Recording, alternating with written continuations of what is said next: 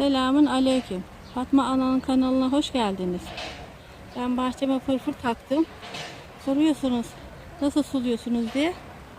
Yağmurlama bu tepeden. Her şeyler sulanıyor. Mancarlar, biberler, fasulyeler. Bu daha iyi oluyor yağmurlama. Çiçeklerine zarar vermeden.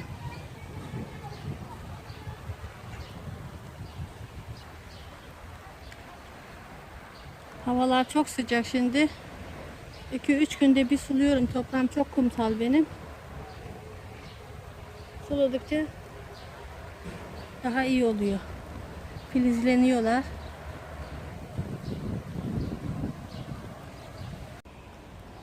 Fırfırı kapattım. Yerine değiştireceğim. Biraz beriye alacağım. Islandı baya. Yumuşacık oldu.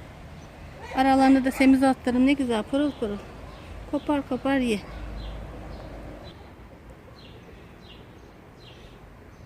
Kuru tarafa aldım şimdi fırfırı. Bu tarafı ısıtacağım. Patlıcanlar var. Salatalar var. Biberler var. Her şey var içinde Allah. Bu yöntem çok iyi. Fırfırı deniştir veririm yerlerini. Her yerini suluyor. Uğraşmadan.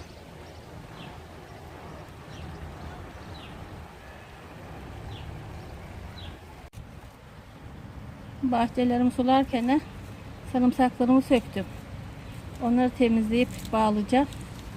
Bunları yağmurda söktüm. Ben biraz çamurlandı. Böyle ovalayınca gidecek. Köşkte yiyecekler. Bayağı oldu.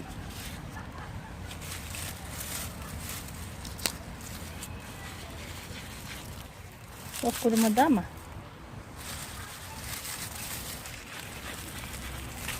Bağlayınca kurdu bunlar.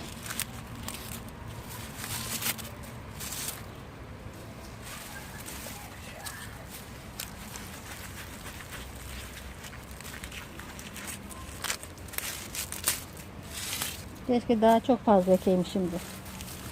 Bir sıra ektim. Bayağı çıktı.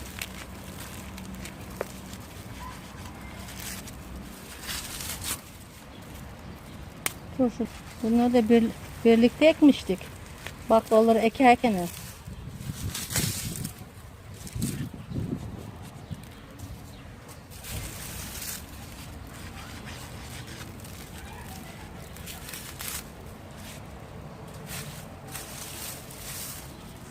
Çok keskin. Bazı sarımsağın hiç tadı tuzu olmuyor.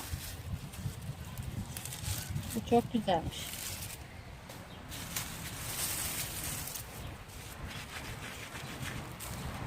Kastamonu sarımsağı bu.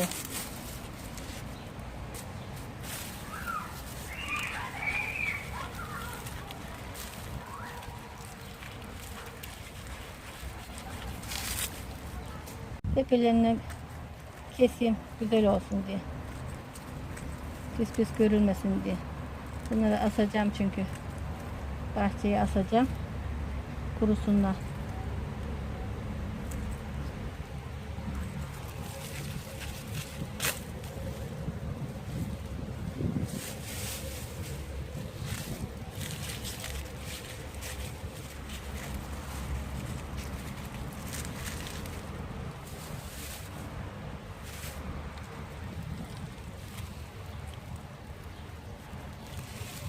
Böyle bağlayacağım.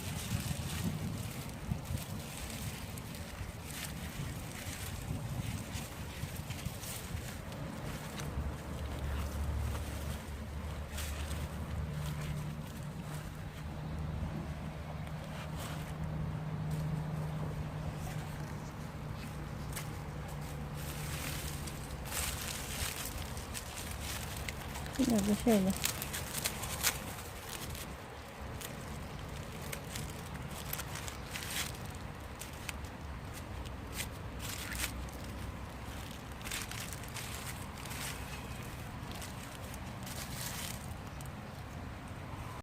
Böyle keseceğim. Pis pis olmasın. Gelip geçtikçe çirkin görmüyor. Düzensiz bahçeleri hiç sevmem. Ay ya, mum gibi olacak, ip gibi.